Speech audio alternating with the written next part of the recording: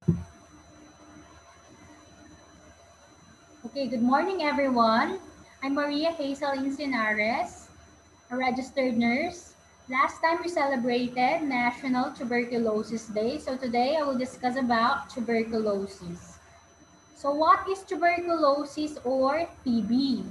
Tuberculosis or TB is a disease caused by a germ called Mycobacterium tuberculosis that is spread from one person to person through the air. TB usually affects lungs, but it can also affect other parts of the body such as brain, kidneys, and spine. When a person with infectious TB coughs or sneezes, droplet nuclei containing Mycobacterium tuberculosis expelled into the air. If another person inhales the air containing these droplets, he or she may become infected. However, not everyone infected with TB bacteria becomes sick. As a result, we have two types of TB infection. The first one is the latent tuberculosis infection, wherein people do not feel sick and do not have any symptoms. They are infected with Mycobacterium tuberculosis but do not have TB disease. They are not infectious and they cannot spread TB infection to other people. Next one is the active tuberculosis disease. In active tuberculosis disease, in some people, TB overcome the defenses of the immune system and they begin to multiply. If a person is exposed to infection or bacteria, our body releases immune cells called macrophages to fight this bacteria. If that person has weak immune system, the bacteria overcome the defenses of the immune system and they begin to multiply. Some people develop TB disease soon after infection. People with TB disease feel unwell and also they could pass the TB infection to other people. If in tuberculosis latent tuberculosis infection, they do not feel any signs and symptoms. Under active TB disease, they feel unwell. So what are the signs and symptoms of active tuberculosis? We have the first one, cough for more than 3 weeks. Next is unintentional weight loss or decrease in body weight. Next, fatigue or feeling of tiredness or exhaustion. Next is fever, the abnormal high body temperature. Next, night sweats or the perspiration at night. Next, chills or the feeling of being cold. Next, loss of appetite or the reduced desire to eat. Next is coughing up of blood. If there are a lot of damages into your lungs, that's the time you cough up blood. And lastly, chest pain. In chest pain, because there is an inflammation in the linings of the lungs. Next, what are the screening tests for tuberculosis? We have the first one, the tuberculin skin test. A fluid called tuberculin is injected into your forearm and the healthcare professional will make a wheel. If you can see in the picture, there is a round shape. That is what you call wheel.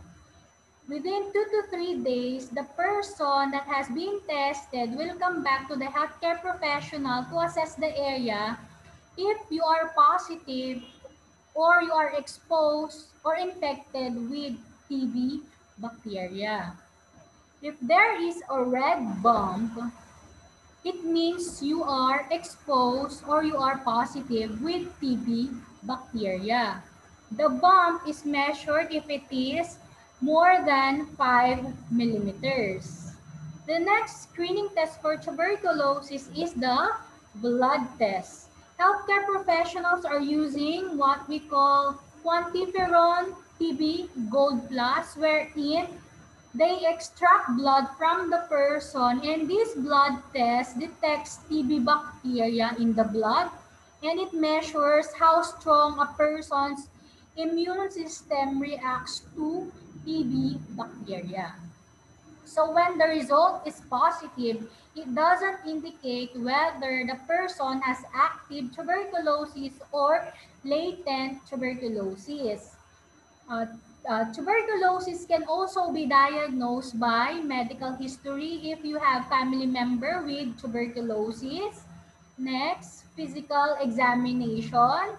Next, chest x-ray and other laboratory tests. So what are the simple precautions to reduce infection? We have the first one, good ventilation.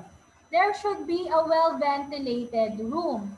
Why? If a person with active tuberculosis enters the room and he or she sneezes or coughs, the TB bacteria suspends into the air for several hours. If you don't have good ventilation and another person enters that room, he or she can inhale the air containing bacteria, TB bacteria,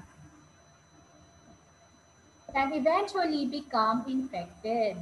Next, we have good hygiene such as proper hand washing. Next, covering mouth and nose when coughing or sneezing using tissue or handkerchief. If you don't have tissue or handkerchief, you can use your elbow to cover your sneeze and cough. To cover your mouth and your nose when coughing and sneezing.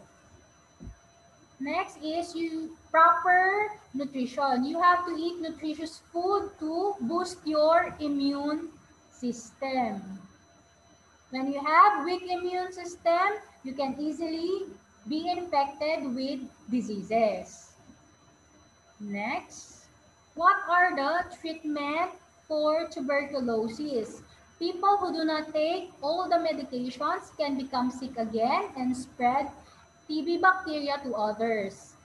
Additionally, when people do not take all the prescribed medication or skip times when they are supposed to take them, the TB bacteria evolve to outwit TB antibiotics. Soon, those medications can no longer work against the disease. If this happens, the person can be a drug resistant to tuberculosis.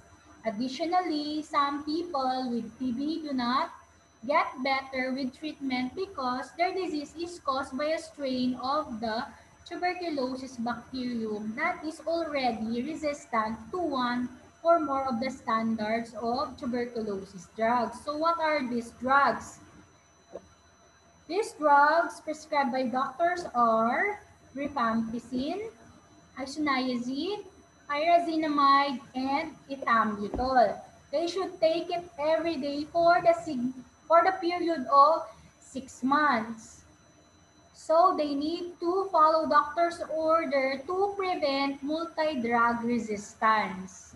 Next, what are the infection control in hospitals and clinics? They are using ultraviolet lights, special filters, and special masks. If you can see in the picture, there is a blue light. That is what you call ultraviolet light. It sterilizes the air inside the room.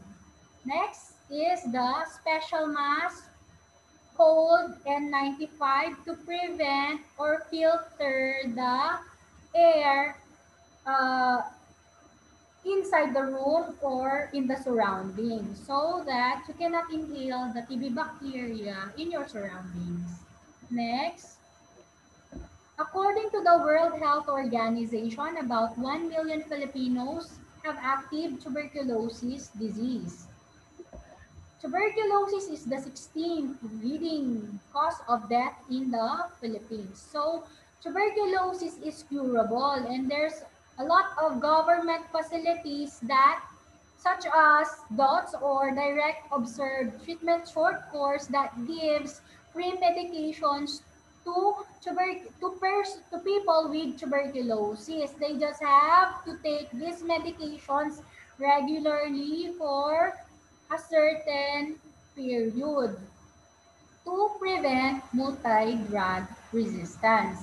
And multi-drug resistance can eventually uh, give complications and eventually lead to death.